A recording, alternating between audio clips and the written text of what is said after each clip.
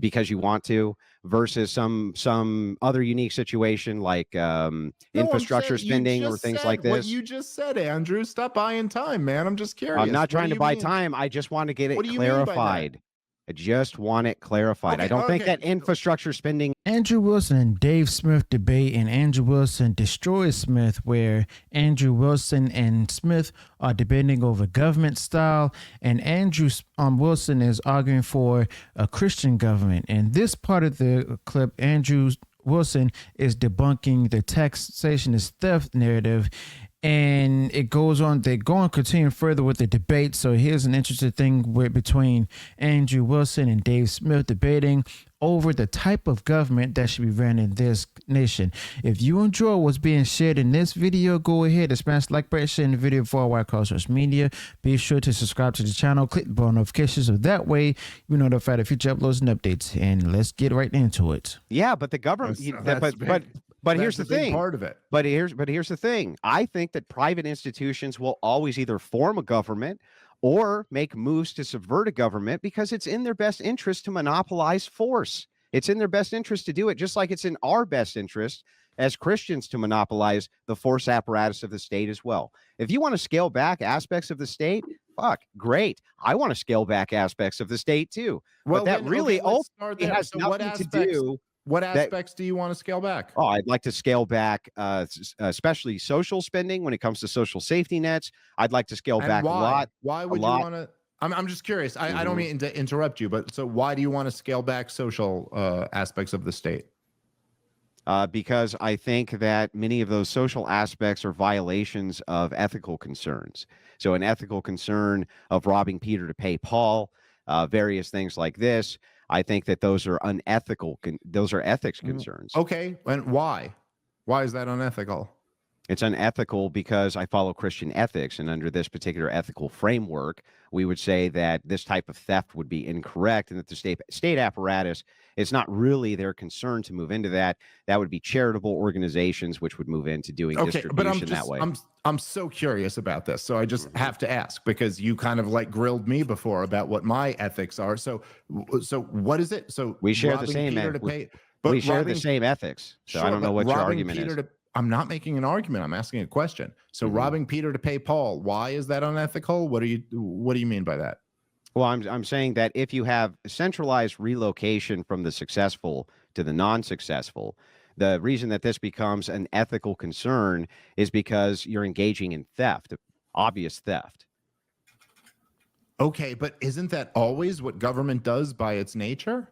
No. Is robbing Peter to pay Paul? No, I don't think that taxation is necessarily theft in many circumstances. I think it can be theft. What makes it theft in your description, but not in others? In which description? So you just said it's obviously theft to rob Peter to pay Paul. So what made that theft and what makes it not theft in other situations? Well, I don't know.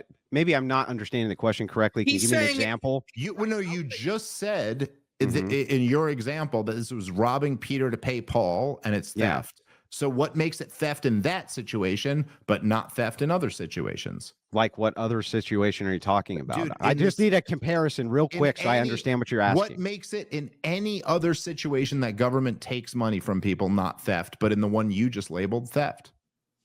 You mean, oh, okay, I see what you're saying. So you're saying, why is it theft to take a bunch of money out of a rich guy's account and give it to a guy, who's just poor because you want to, versus some other unique situation like infrastructure spending or things like this? What you just said, Andrew. Stop buying time, man. I'm just curious. I'm not trying to buy time. I just want to get it clarified. I just want it clarified. Okay, I don't think that infrastructure spending. Maybe I should try to go ahead and explain it. You see, the phrase on robbing Peter to pay Paul, as Andrew Wilson is stating, is unethical, may be meaning that, typically refers to the practice of basically taking from one source to unfairly benefit another, often in a way that basically solves one problem while creating or basically building another one. And here's why, a lot of people consider this unethical. There's a lack of fairness where there's an imbalance where one party actually has more benefit at the direct expense of another. And then there's also the short term versus long term where this particular practice address immediate needs or debts, but does so in a way that might not actually lead or help others or could lead to basically future problems.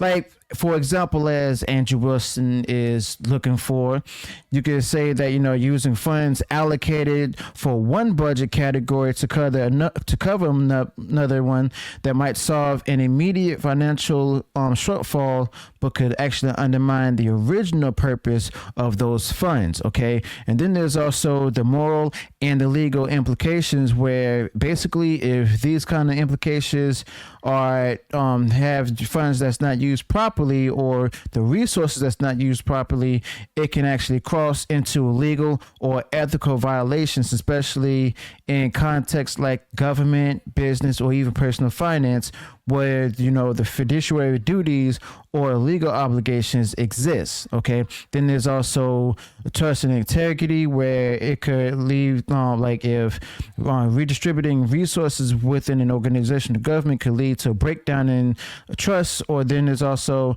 the insufficiency and misallocation, where when it comes to the economy, that might lead to different inefficiencies where resources are not used in the best way, potentially like stopping the growth or development in areas that were supposed to be supported by those particular resources. So that's possibly what Andrew Wilson is trying to go ahead and look for, the kind of examples and stuff to go ahead and expound off of and stuff. But we're going to go ahead and get into this debate between Andrew Wilson and Dave Smith. Is theft. I don't think that taxation, property taxation even, is theft. I don't think those things are theft. I think that a direct taking of your account for the purposes of giving it to a social group based on immutable characteristics is theft. That would be theft. I'm just curious, what makes that theft?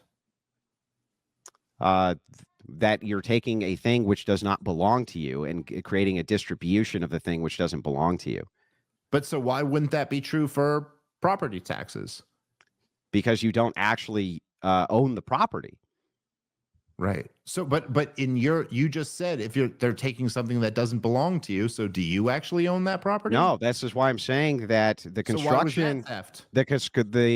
construction of ownership is just that, a construction. Yeah, so property Andrew, is a construction. Hold on, Andrew, I think I have you in something here, and I think I do. Why was it theft? No, I just want to make example? sure I'm clarifying it. Why was it theft in your example? Why did you own it in your example, but not in mine? Because I don't really understand your example. That's why I'm trying to get it clarified. It wasn't mine. It was yours. I'm saying yes, the example of scaling back to rob Peter to pay Paul. I would say that is theft. However, taxation for property, I would not say it is, because when it's you're based, robbing Peter to pay Paul, why is it theft? Yeah, because it's based around the construction which we have for theft or non-theft for property. That's the point. If I may, if I could try to clarify, I'm not trying to make anyone's argument. Yeah. Just clarify what he's talking about. This is what's going on. Dave's saying, like, look, if under your theory, all taxation would be theft because it's taking away from a person and giving to someone else. You seem to be saying it's not theft if it's giving to sort of a public good. So like property tax to pay for roads, that's not theft. But property tax, presumably you would say this, property tax to pay for welfare for single mothers, that would be theft, or to pay for LGBT issues or something like that. So he's saying, why isn't the property tax always theft? And you seem to be saying it's only theft if that money is given to particular entities. He's asking why that's the case. Oh, based on immutable versus non-immutable. So if you are utilizing infrastructure and things like this, and you're paying for that infrastructure, you have local levies which are gone through and voted on for that infrastructure. That can't be theft, because essentially the majority of your population is volunteering to move that money into the government coffers for that purpose. Whereas there is no such thing as voluntarism when it comes to the government levying your account. That's not voluntary and never has been. The thing is, if Dave Smith actually provided those examples and stuff, those particular examples that Bob shared and everything with Andrew Wilson, then Andrew Wilson would have been able to gladly, answer the question further and for the right and stuff instead of just continuing to dance around the issue. But Andrew Wilson is actually explaining in a thorough way and rightfully so, where basically if the money that's supposed to be allocated to certain things and resources and everything, like say for taking one's money and stuff and putting it to different causes that one doesn't necessarily agree with and everything, that's when that's when it becomes theft. That's Andrew Wilson's argument right there. Seems to me that's something that Smith refuses to actually accept. However, you have what's called, I'm going to explain. You have what's called duties. Right? Duties can trump theft. For instance, you could say if you own yourself and the government conscripts you that they're stealing you. Are they stealing you, Dave? I'm sorry. Are they stealing If the government conscripts you, you have a duty to go. A duty to go defend your conscript means being forced into a military draft. Homeland. If you are conscripted for war, is the government stealing you? They're enslaving you, sure. It's enslavement to be conscripted in a draft to defend your homeland. Well, I mean, look, you see, to defend your homeland. How about if they conscript you to go over to Ukraine and fight the Russians? Is that enslaving you? Yeah, I'm not sure that it is because I think you do have duties. So if your government led by Joe Biden decides that you're now conscripted and you will be on a plane over to Ukraine to fight on the front lines, they haven't enslaved you. No, I don't think so. I think you have duties still in society. Don't you think you have duties to be conscripted? Like if you were attacked. No, I think we have lots of duties, but I think if Joe Biden tells you to go die on the front, you might be able to make good moral. You might be able to make good moral. Bro, you might be resist that. Dave, you might be able to make good moral objections to this type of draft and the duty itself. That's fine. However, if your homeland's attacked and you're conscripted, that's okay, right? But how is that not enslavement then? Yeah, I mean, I'm not saying it is. Or maybe it's not. Or it is. It's enslavement to be drafted to protect the homeland if it's attacked by a foreign enemy, Dave? Yes. Essentially, yes, it is. Yes. Okay. So basically, Andrew Wilson did have Dave Smith to see his viewpoint about this, and Smith finally actually understands where Andrew Wilson is coming from on this particular topic. Now, I hate the draft. I don't want the draft to come back and everything.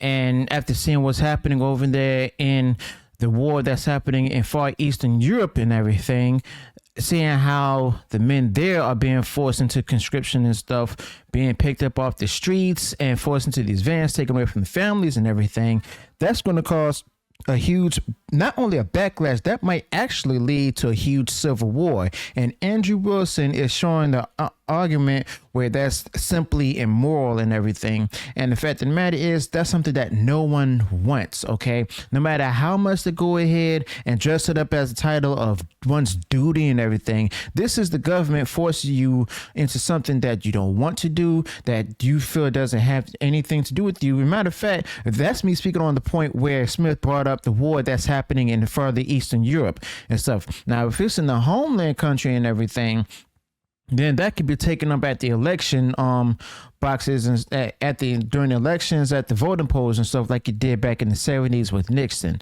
Okay, but fact of the matter is, Andrew Wilson did get Dave to actually understand his point where he's coming from on this particular topic. So let me know your thoughts about this in the comments below. Do you think Andrew Wilson was right, or do you think that Mr. Smith was actually had better argument? Let me know your thoughts about this in the comments below. Also, be sure to include any additional thoughts you might have in this particular topic. If you enjoyed what I shared in this video, go ahead and smash the like button and share the video far and wide across social media. And if you haven't done so already, you enjoyed all the content that I put out there, go ahead, subscribe to the channel, click the bell notification so that way you'll be notified of future uploads and updates. Till then, peace.